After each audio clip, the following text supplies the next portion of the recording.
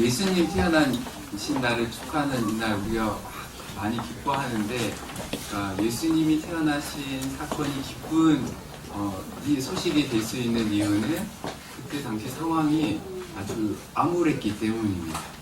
그 어두운 세상에 예수님이 빛으로 오셨기 때문에 기쁜 거거든요. 그래서 빛 대신 예수님, 빛으로 오신 예수 그리스도를 이해하려면 예수님께서 오신 땅이 얼마나 어두웠는지를 이해를 해야 됩니다. 그래서 오늘 제가 여러분과 함께 나눌 이야기는 어둠의 이야기도 있고 빛의 이야기도 있습니다. 예수님이 태어날 때 베들레헴 주변에서 끔찍한 일이 있었는데 알고 있어요? 어떤 일이 있었어요? 네? 까먹었어요. 네, 솔직한 대답 감사드립니다. 네. 베들레헴 주변에서 어린아이들이 많이 죽었죠. 근데 이게 사실은 예수님의 운명을 예고하는 사건이었습니다. 예수님의 유대인의 왕이 태어났다는 소식을 동방 박사들이 와서 헤로드 왕한테 얘기했더니 헤로드 왕이 화가 나서 그 아이들을 다 죽이도록 명령한 겁니다. 원래 왕이 해야 되는 일은 백성들을 돌보는 거예요. 살리는 거예요. 생명을 지켜주는 겁니다. 그런데 자신이 가진 권력을 남용해갖고 정말 힘없고 연약한 갓난 아이들을 무참히 살육하고 온 백성을 비포에 떨게 했습니다. 그러니까 예수님이 태어나서 우리는 막 기뻐하잖아요? 근데 예수님이 태어나서 기뻐하는 자리 옆에서는 정말 이게 선혈이 낭자하고 피 비린내가 났습니다. 예수님이 태어난 곳 아주 가까운 곳에서 사실 시대를 통틀어 그 시대에서 가장 끔찍한 사건 중에 하나가 일어났었다는 걸 기억해야 됩니다. 근데 예수님이 그때 간신히 살아남잖아요. 그죠? 그래서 피해서 도망가시거든요. 어떻게 다행입니까? 예수님은 살았으니까 다행이다. 나머지 죽은 애들은 더 이상 기억할 필요 없다. 이렇게 얘기해도 될까요? 왜 이 아이들이 죽었을까 한번 생각해 보면 좋겠습니다. 왜 아이들이 죽었을까? 기본적으로는 이 헤로드 왕의 이 권력욕 때문에 그렇습니다. 자기 권력을 지키기 위해서였거든요. 그런데 어떤 사람들은 또 이렇게 말할 수 있습니다. 예수님 때문에 죽었다. 예수님만 안 태어났어도 안 죽게 되는데 예수님이 태어나서 죽게 됐다고. 우리는 이렇게 알고 있잖아요.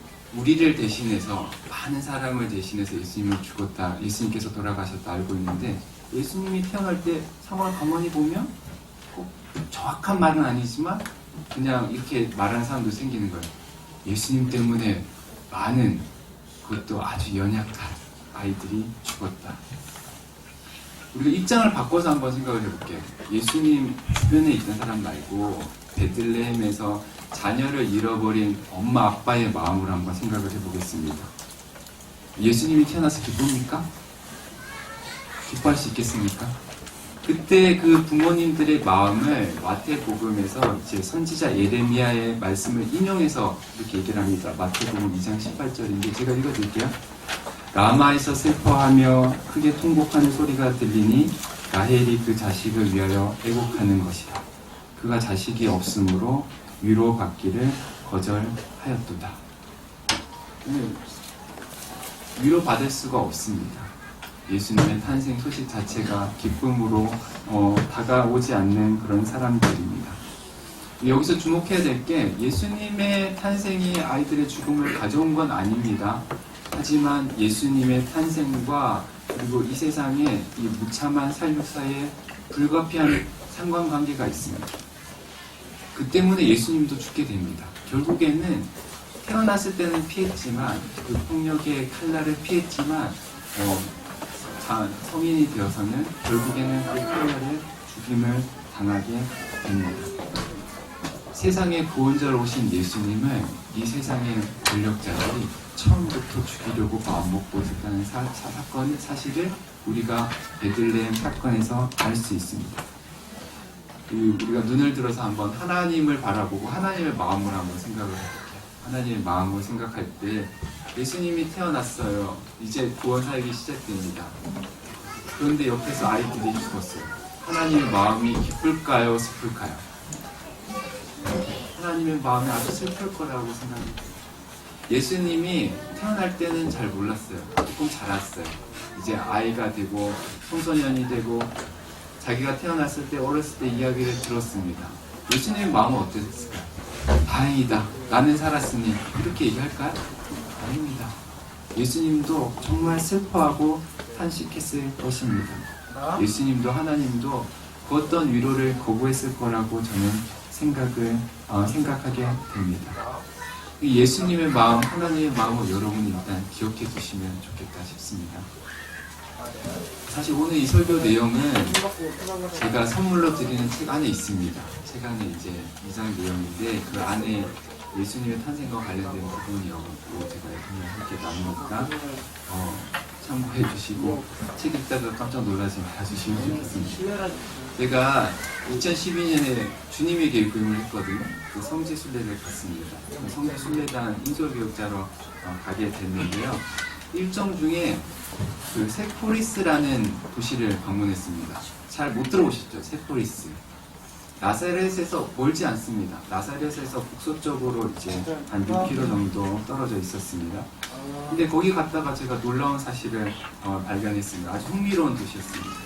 예수님이 다 커서 활동할 때 있잖아요. 인생에 활동할 때 그때는 그 갈릴리의 가장 핵심적인 도시는 구데리아였거든요. 그런데 예수님의 유년 시절에 예수님 어렸을 때 갈릴리에서 가장 중요한 도시가 세포리스였습니다. 그런데 거기에서 예수님이 한 10살 됐을 때쯤이에요. 10살 됐을 때쯤에 유다라는 이름을 가진 사람이 일어나갖고 독립운동을 했습니다. 우리나라 일제시대 독립운동한 것처럼 이 로마의 식민 통치를 받던 사람들이 이 독립운동을 하거든요. 그 앞잡이가 유다였습니다. 그래서 세포리스를 침공해서 무기를 탈취하고 보물도 가져오고 했거든요. 근데 로마 황제가 가만히 있겠어요? 가만 안 있죠. 바루스 총독을 보내갖고 진압을 합니다. 그리고 그 독립운동을 했던 로마 당국의 입장에서는 독립운동가가 아니고 테러리스트들이에요. 테러리스트들을 죽이고 십자가를 못 박았어요. 2000개의 십자가가 세워졌다고 해요. 우리는 십자가 하면 예수님의 십자가만 생각을 하는데 예수님이 어린 시절에 예수님 주변에 수천 개의 십자가가 있었다 얘기를 합니다. 예수님의 아버지 요셉이 거기에 관련이 됐을까요? 아마 관련이 안 됐을 수도 있을 것 같습니다. 그렇지만 나사렛에서 멀리 안 떨어져 있잖아요. 그러면 나사렛에서 살고 있던 사람들 중에 관련된 사람들은 있지 않을까요? 나사렛에 살던 같은 마을에 살던 사람들 중에는 그 사건으로 인해 목숨을 잃은 가족을 잃은 가정들이 꽤나 있지 않았을까 이런 생각을 하게 됩니다. 예수님은 이 사건을 접하면서 어떤 느낌을 가졌을까요? 여러분 한번 생각해 보시면 예수님 그 유년 시절에 이 끔찍한 사건들을 아주 가까이서 보거든요. 6km 아주 가깝습니다. 5km는 걸어서 한 3-40분이면 갈 수 있는 거거든요. 도대체 어떤 느낌을 가졌을까요? 이 세포리스와 관련해서 또 한 가지 흥미로운 사실이 있었는데요. 그때 이제 헤롯 다음에 그 지역의 분봉왕이 된 헤롯 안티바가 거기서 이 세포리스 도시를 재건하기 위해서 아주 큰 통합공사를 합니다. 그 예수님의 아빠 이름이 뭐예요? 요셉이죠. 요셉의 직업이 뭐예요? 목수죠. 그러면 도시를 막 짓는다 그러면 목수를 불렀을까요? 안 불렀을까요? 불렀겠죠. 돈을 제대로 줬을까요? 너무 잘하는데. 가갖고 막 부려먹었을 거예요. 도시를 많이 살아있었다 그러면 부려먹었을 거예요. 그래서 이런 전설도 있습니다. 예수님의 아빠 요셉이 그때 세포리스 재건공사 할 때 동원이 됐다가 이제 거기에서 질병을 얻어서 요절했다는 이야기도 있습니다. 이게 사실인지는 정확하지 않습니다.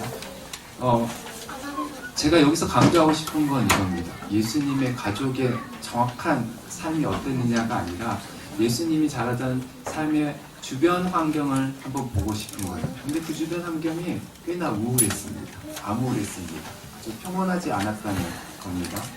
그래서 신약 성경이 예수님 당시의 갈릴리 지역을 어떻게 묘사하냐면 흑암이라고 묘사를 합니다. 사망의 땅이라고 묘사합니다. 그리고 그늘이라고 묘사를 합니다. 그리고 오늘 아까 말씀 읽었잖아요. 그죠? 마태복음 4장에서 저희가 읽었는데요. 마태복음 4장에서 이렇게 얘기를 합니다. 스불론 땅과 납달리 땅과 요단강 저편 해변이 길고 이방의 갈릴리여, 이 땅을 얘기를 하면서 흑암에 앉은 백성이, 큰 빛은 예수님 얘기하지만 사망의 땅과 그늘에 앉은 자들에게, 이렇게 이제 그 땅을 묘사하는데, 여기에 나오는 이 묘사, 이 표현들이 이 예수님 당시의 그 우울한 환경을 얘기하고 있다고 생각합니다. 여러분이 부모라면 그런 데서 아이를 기르고 싶으세요? 아니죠. 좀 더 쾌적하고 안전한 곳에서 아이를 기르고 싶으실 텐데, 예수님이 자란 환경은 그렇게 암울했습니다. 식민 통치를 받고 있었고, 이스라엘 안에서도 이제 성전세를 내야지 되고, 온갖 세금을 내다 보니까 가난해요. 그리고 여러 가지 부역도 해야 되고, 환경이 열악하니까 쉽게 질병에 걸리고, 그러면 가난이 질병을 낳고 질병이 또 가난을 더욱더 심화시키게 됩니다. 아니, 하나님의 백성인데, 나름 여호와 하나님의 이름을 부르는 하나님의 백성인데, 하나님의 백성답게 품위를 지키고 살고 싶어요. 예배도 드리고 싶고, 거룩하게 살고 싶고, 안식일도 지키고 싶고, 그런데 가난해서, 그런데 질병에 걸려서, 그런데 성전이 너무 멀어서 예배를 못 드리는 거예요. 율법을 못 지키는 거예요. 그런 안타까운 일들이 벌어지고 있는 상황이었어요. 제가 너무 우울한 얘기를 했나요? 여러분 마음을 우울하게 위해서 한 건 아닙니다. 예수님의 성장 배경이 환경이 참 우울했다고 말할 수 있는데요. 근데 이 우울한 성장 환경을 이해해야 빛으로 오신 예수님이 얼마나 의미 있는지를 이해할 수 있습니다. 예수님의 빛이 얼마나 환한지를 우리가 이해할 수 있습니다.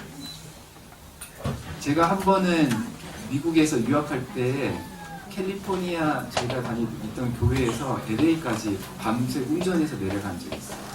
운전해서 내려가는데 한국이랑 좀 다르거든요. 어두운 데는 진짜 어두워요. 도로만 있고 가로등도 하나도 없습니다. 정말 깜깜한 곳을 운전해서 가는데 옆에 별빛이 너무 아름다운 거예요. 저희 아내가 옆에서 너무 아름답다고 감탄하면서 저보고는 보지 말래요. 근데 그런 게 있습니다. 정말 밤이 깊으면 깊을수록, 그리고 주변에 빛이 없으면 별빛이 더 환하게 빛이 납니다. 예수님이 살던 시대의 어둠을 알아야 예수님이 태어나신 사건의 의미를 여러분이 정확하게 파악할 수 있다. 이렇게 생각하면 좋겠습니다. 예수님이 이 우울한 성장 환경 속에서 어떻게 자랐는지 여러분 한번 주목해 보면 좋겠습니다. 성장 환경이 조금 우울하면 인격도 삐뚤어지지 않느냐? 아닙니다. 삐뚤어지지 않았습니다. 오히려 더 하나님 앞에서 올곧게 자랐습니다. 죽음의 그림자가 드리워 있고, 자칫하면 절망과 그리고 우울에 빠지기 쉬운 현실 속에서 예수님은 어떤 사람이 되었냐? 그 깨어진 세상을 보고 안타까워하고 탄식하는 사람이 되었습니다. 고통 중에 신음하고 아파하는 사람들과 함께 슬픔을 같이 하는 사람이 되었습니다. 긍휼과 연민이 가득한 사람이 되었습니다. 억울한 일로 희생당하는 힘없는 사람들에게 한없이 따뜻한 사람으로 자랐습니다. 그래서 공평과 정의에 굶주린 사람, 하나님 나라를 갈망하는 사람으로 자랐습니다. 하나님 나라의 참 평화를 소망하고 그걸 만들어가는 사람이 되었습니다. 하나님이 만든 소중한 생명들을 해치는 모든 불의와 폭력에 맞서서 저항하는 사람이 되었습니다. 이 현실 앞에서도 세상을 포기하지 않고 세상의 죄를 대신 짊어져야겠다 각오하는 사람으로 성장했습니다. 제가 지금 얘기한 게 예수님이 산상순 8국에서 얘기했던 건데요. 그 말씀의 내용을 예수님이 친히 구현해 내신 거예요. 불우한 성장 환경 속에서 오히려 이것들을 더 구체적으로 구현할 수 있었다는 사실을 기억하면 좋겠습니다. 예수님께서 이런 성품을 가졌다는 게 예수님의 산상순 가르침에만 있는 게 아니라 삶 곳곳에 스며 있습니다. 예수님이 공생애하면서 주로 만났던 사람들이 그 시대 사망과 죽음의 그늘진 땅에, 사망과 어둠의 그늘진 땅에 살고 있는 그 사람들인 거예요. 거기서 가난한 사람들을 찾아가고 거기서 아픈 사람들을 찾아가고 귀신 들린 사람들을 찾아가고 그들에게 하나님 나라 복음을 전하고 하나님 나라를 직접 경험하게 했다는 사실을 기억하면 좋겠습니다. 그래서 오늘 본문이 나옵니다. 이 이방의 땅 갈릴리에 흑암에 앉은 백성이 뭘 보았다고요? 큰 빛을 보았습니다. 사망의 땅과 그늘에 앉은 자들에게 뭐가 비추었습니까? 빛이 비추었습니다. 거기에 예수님이 빛으로 오신 거예요. 어둠의 땅, 죽음의 세력이 생명을 지식시키고 있는, 그리고 착취하고 억압하고 있는 그 세상 속에 빛으로 예수님께서 오셨습니다. 이 예수님께서 빛으로 오셨다, 이 사실을 여러분들이 꼭 기억해야 되는데, 기억할 때 예수님의 성장을 꼭 다시 기억해 주시면 좋겠습니다. 자, 질문 하나 더 할게요. 해가 좋아요, 달이 좋아요? 해요. 달 좋은 사람. 감사합니다. 정말 감사합니다. 제가 저희 아내랑 처음 데이트하는 날, 대구 국제보상공원 옆에 파스타 집에서 파스타를 먹고 나오면서 제가 달이 보이길래 얘기를 했습니다. 저는 달이 좋습니다 라고 얘기를 했습니다. 달은 해처럼 스스로 빛을 못 내잖아요, 그죠? 반사해서 냅니다. 그러니까 스스로 뭔가를 할 수는 없지만 반사해서 빛을 낼 수는 있는 거예요. 그리고 또 다른 해랑 다르게 크기가 바뀝니다, 그죠? 약간은 변덕스러운 것 같기도 하고 일정하지가 못합니다. 그런데 그걸 보니까 제 모습 같은 거예요. 예, 항상 일정하게 에너지가 넘쳐나지는 않지만 하나님이 주신 은혜를 반사할 수는 있고, 그리고 항상 일정하게는 못하지만 그래도 꾸준히 반사하려고 하는 그 모습이 저를 너무 닮은 것 같아가지고 제가 달을 좋아한다고 얘기를 했습니다. 나중에 물어보니 또 기억을 못하더라고요. 나름 엄청 준비한 멘트였는데 기억을 못했습니다. 근데 제가 이제 달을 좋아하는 또 다른 중요한 이유가 있습니다. 중요한 이유는 뭐냐면 제가 자라던 그 시골의 경험이랑 관련되는데요. 제가 면소재지에서 자랐거든요. 근데 면소재지의 마을에서 자란 게 아니라 강 건너편에 살았습니다. 그래서 저희 집은 외딴 집인데 저희 집 옆에 남쪽에는 이제 다수원이 있고 동쪽에는 바로 붙어서 돼지 막사가 있고 북쪽에는 논이 바로 붙어 있고 그리고 오른쪽에 논둑이 있었어요. 저희 집을 가려면 다리를 건너서 마을에서 이 논두렁을 따라서 걸어가야 됩니다. 근데 그때는 지금도 뭐 아주 희미하게만 있지만 가로등이 없었습니다. 그래서 정말 깜깜한 어두운 데가 있잖아요. 그러면 지나가야 될 때 무서운 거예요. 그리고 그때가 어떤 시절이냐면 전설의 고향이 유행하는 시절이에요. 그래서 원래 이제 9시 전에 자면은 안 보게 되는데 방이 하나인데 엄마 아빠가 보니까 이게 저도 모르게 이제 마음속에 남아있었던 것 같아요. 그리고 무서우니까 그 길을 걸어갈 때 너무 무섭잖아요. 어떻게 가는 게 좋겠어요? 어떻게 가야 될까? 무서운데 밤길을 걸어가야 돼. 가지마, 집에 들어갈 텐데. 달려가는 거예요. 달려가면서도 무서우니까 노래를 불러요. 어떤 노래를 부르면 제일 좋을까요? 네? 찬양 지금 뭐? 신나는 노래? 마귀들과 싸울지라 이 노래를 부르면서 막 갔었어요. 갔었던 기억이 납니다. 그런데 어떤 날은 그 노래를 안 부르고도 갈 수 있는 날이 있습니다. 어떤 날은 보니까 분명히 밤이에요. 근데 길이 보여요. 그때는 눈을 들어보면 달이 있어요. 달이 있어요. 달이 있다는 걸 어디서 느낄 수 있냐면 사람들이 만든 빛이 있는 곳에서는 못 느낍니다. 해가 밝게 빛나는 곳에서는 못 느낍니다.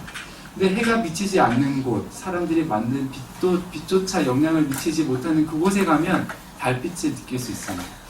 저는 달이 되면 좋겠다 생각을 했습니다. 제가 달처럼 살 수 있으면 정말 좋겠다. 그런 마음을 먹었던 기억이 듭니다. 예수님이 세상의 빛으로, 생명의 빛으로 오셨습니다. 이 사실은 여러 가지 중요한 의미가 있는데요. 빛이 없으면 생명이 없습니다. 과학 시간에 배웠어요? 식물들이 어떻게 자라는지? 햇빛이 없으면 자랄 수 있어요? 광합성을 해야 되잖아요. 그죠? 햇빛이 있어야 되잖아. 빛이 있어야 식물이 자랍니다. 식물이 자라야 우리 소들이 먹습니다. 소들이 자라고 소들이 잘 자라야 여러분이 먹죠. 그죠? 그러니까 이게 이 모든 생명의 근원이 빛에서 시작이 되는 거예요. 예수님이 빛으로 오실 때는 이 땅 지구촌의 모든 생명을 가져다 주기에 오셨어요. 뿐만 아니라 이 단순히 생물학적인 생명뿐만 아니라 우리 이 실제 영혼의 생명과도 관련됩니다. 여러분들이 영혼의 어두운 밤을 지내본 적이 있는지 모르겠는데 영혼의 어두운 밤을 지나다 보면은 분명히 숨을 쉬고 살아있는데 살아있는 것 같지 않습니다. 죽은 사람이랑 다름없이 살아가는 때가 있습니다. 그때 우리 영혼의 빛이 비춰지면 그 사람이 살아나게 됩니다. 저는 그 경험이 있습니다. 예수님께서 이 살아있지만 살아있는 것 같지 죽은 것 같이 살아가는 사람들의 마음속에 빛으로 다가오십니다. 그 사람들의 삶에 소망을 주시고 그리고 생명을 주십니다. 그래서 힘차게 살아가게 하시는 거예요. 뿐만 아니라 이 세상, 우리 사회의 온갖 폭력들이 생명을 죽이는데 그것들을 파괴하는 하나님의 능력으로 이 땅 가운데 오셨습니다. 예수님께서 2000년 전에 이 흑암의 땅 갈릴리에만 오신 게 아니라 오늘날에도 오고 계십니다. 이 어두운 땅, 이 죽음의 땅에 생명을 주기 위해서 빛으로 오고 계십니다. 예수님께서 이 암울한 성장 환경을 가졌다는 사실, 그걸 여러분이 기억하는 게 중요한데 왜 중요하냐? 그것 때문에 그 환경이 사람을 결정한다 라고 생각하면 안 된다는 걸 가르쳐 주기 때문에 그렇습니다. 우울한 환경 때문에 사람의 인격이 왜곡되는 게 아니라 그 환경 때문에 오히려 성숙한 인격을 갖게 됩니다. 결정론적으로, 운명론적으로 생각하면 안 됩니다. 예수님을 닮아야 됩니다. 우리가 사는 세상이 어둡고 암울하지만 여기에서 절망해도 안 되고 타협해도 안 되고 여기에 우리가 탄식하면서 저항하면서 예수님의 성품을 닮아가야 할 것입니다. 예수님의 빛을 반사하는 빛이 되어야 됩니다. 예수님의 빛을 반사해서 이 땅 가장 어두운 곳에 있는 사람들에게 생명을 가져다주는 빛으로 우리가 부름받았다는 사실을 여러분이 기억해 주시면 좋겠습니다. 이제 말씀 마치려고 하는데요. 성탄절이잖아요. 성탄절에 제일 기억해야 될 사람이 누굴까요? 예수님이죠. 예수님, 아기 예수님 생각하며 기뻐해야 됩니다. 근데 아기 예수님 말고 또 생각해야 될 사람들이 있다면 누굴까요? 산타 할아버지. 네. 좋은 대답이기는 한데, 우리가 기억해야 될 사람들이 있습니다. 이 성탄의 기쁨에 함께하지 못하는 사람들입니다. 예수님이 와서 우리는 다 기쁘잖아요. 여기 오신 분들은 너무 기쁘신 것 같아요. 그런데 이 기쁜 날 기뻐하지 못하고 여전히 슬퍼하는 사람들이 있습니다. 아직 울음을 그치지 못한 사람들이 있습니다. 그 사람들을 기억해 주십시오. 그 사람들에게 다가가지는 못하더라도 그 사람들을 위해서 기도하는 하루가 됐으면 좋겠습니다. 네, 기도하겠습니다. 하나님 감사합니다. 생명의 빛으로 오셔서 어둠을 몰아내어 주시고 우리에게 큰 기쁨이 되어주시면 감사드립니다. 주님의 빛을 반사하는 빛이 될 수 있도록 우리를 도와주시고 이 땅 가장 어두운 곳에도 주님의 빛이 비추어지기를 간절히 소망합니다. 예수님의 이름으로 기도합니다.